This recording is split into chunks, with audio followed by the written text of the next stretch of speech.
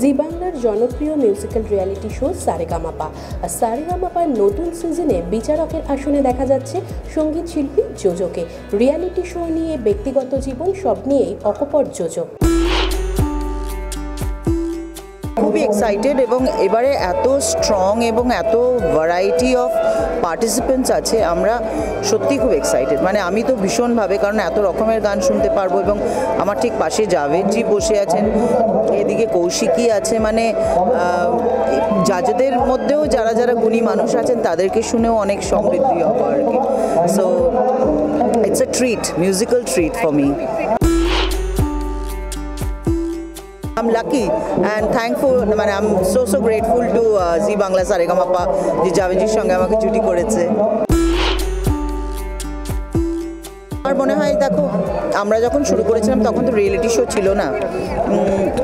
আমাদেরকে নাম করতে গেলে গলিগলিতে গান গাইতে হতো এবং সেইখানে যদি অনুষ্ঠান ভালো হতো তারপরে মানুষের মুখে, মানে মাউথ পাবলিসিটিতে আমরা বেশি পপুলার হয়েছি। পরবর্তী সময় অ্যালবামের ব্যাপার এলো, অ্যালবাম যদি হিট করে তাহলে সে হিট করবে, কিন্তু এই যে নিমেষের মধ্যে কোটি কোটি মানুষের কাছে পৌঁছে যাওয়া, এটা তো একমাত্র রিয়েলিটি শো ছাড়া কেউ করতে পারে না। সব কিছু নিয়েই তো লাইফে বিতর্ক, এখন মানুষ কোনোটা ভালো করলেও বলবে, না করলেও বলবে, কাজে ওইসবে কান্না দিয়ে আমরা আমাদের কাজ করে যাই, সেটাই ভালো।